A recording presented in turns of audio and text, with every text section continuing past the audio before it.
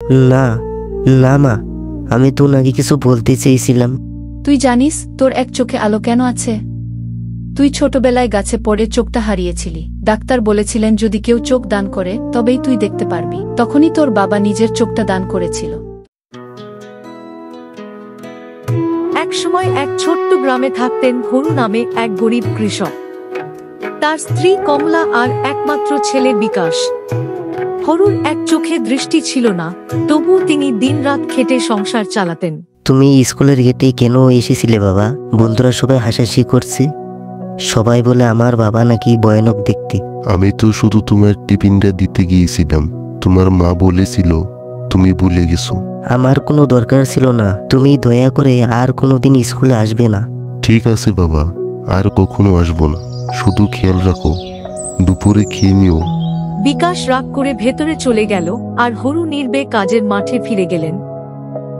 তুমি প্রতিদিন অপমান সহ্য করছো, কেন যে কিছু বলো না ওকে? ও এখন ছোট, একদিন বুঝবে কমলা, একদিন বুঝবে। বছর কেটে গেল, বিকাশ কলেজে পড়তে শহরে চলে গেল। হরু দিনরাত পরিশ্রম করে তার ছেলের পড়ার খরচ পাঠাতে লাগলেন।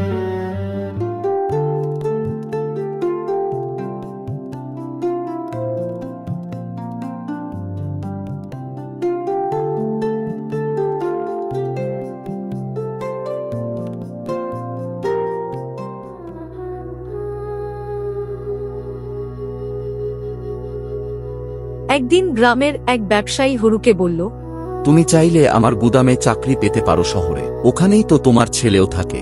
আমার ছেলে যেখানে আছে আমি যদি সেখানে থাকি অন্তত ওকে মাঝে মাঝে দেখতে পাব।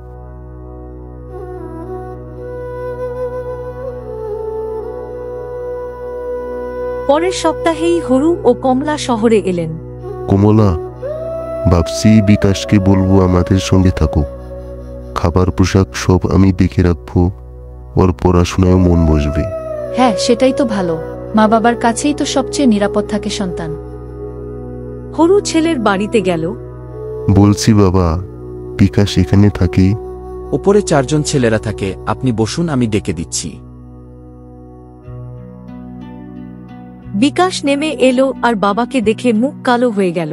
তুমি এখানে কি করছো বাবা? কেন বারবার আমার পিছু করো? আমি শুধু বলতে চেয়েছিলাম আমরা এখন এই শহরে আছি, তুমি চাইলে আমাদের সঙ্গে থাকতে পারো। না, আমি এখানে একাই ভালো আছি, তুমি এখনই চলে যাও। বিকাশ ভেতরে চলে গেল। নিচে দাঁড়িয়ে থাকা হরুর চোখে পানি চলে এলো।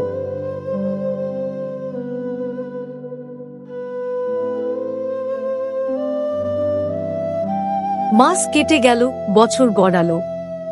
বিকাশ ইঞ্জিনিয়ারিং শেষ করে বড় চাকরি পেল, কিন্তু বাবাকে কখনো খোঁজ নিল না। ওকে না দেখে আমার মন শান্তি পায় না। 5 বছর হয়ে গেল, একটা চিঠিও লিখল না।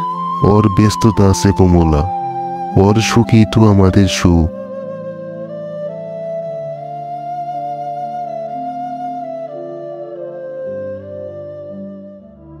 একদিন হরুর কাছে বিকাশের পুরনো বন্ধু সমীর এসে হাজির। কাকু, আপনি কি বিকাশের বাবা?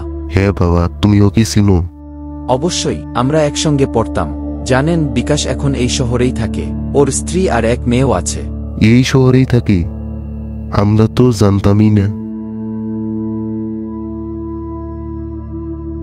কমলার কথা শুনে হরু একদিন সাহস করে ছেলের বাড়িতে গেল। কে আপনি? বাবা, আমি তো তোমারই বাবা, তোমার মা তোমাকে খুব দেখতে ইচ্ছা করছে। তুমি কেন এসেছো? আমার মেয়ে তোমাকে দেখে ভয় পেয়েছে, তোমার ওই চোখের দাগটা ওর ঘুম নষ্ট করে দিবে, চলে যাও এখান থেকে। ঠিক আছে বাবা, তুমি যেমন ইচ্ছা তোমার, আমি শুধু একবার তোমার মুখটা দেখতে চেয়েছিলাম। হরু মাথা নিচু করে ফিরে গেল। সেই রাতেই বুকের ভেতর ব্যথা নিয়ে চিরতরে ঘুমিয়ে পড়ল। 1 সপ্তাহ পর বিকাশ খবর পেল। মা, বাবা কোথায়? তোর বাবাকে আর কোথাও পাবি না রে, তিনি আর নেই। না না মা, আমি তো নাকি কিছু বলতে চেয়েছিলাম। তুই জানিস তোর এক চোখে আলো কেন আছে? তুই ছোটবেলায় গাছে পড়ে চোখটা হারিয়েছিলি। ডাক্তার বলেছিলেন যদি কেউ চোখ দান করে তবেই তুই দেখতে পারবি। তখনই তোর বাবা নিজের চোখটা দান করেছিল। তোর চোখে আজও তোর বাবার আলো জ্বলে রে বিকাশ। বাবা, আমি কতটা অন্যায় করেছি তোমার সঙ্গে, তোমার ভালোবাসাটাও আমি দেখতে পাইনি।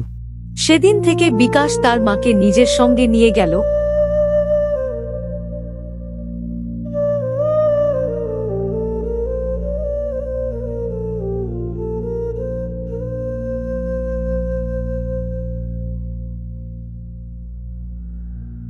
আর প্রতিদিন সকালে বাবার ছবির সামনে মাথা নত করে বলতো, বাবা, আজ আমার চোখে তোমার আলো জ্বলে।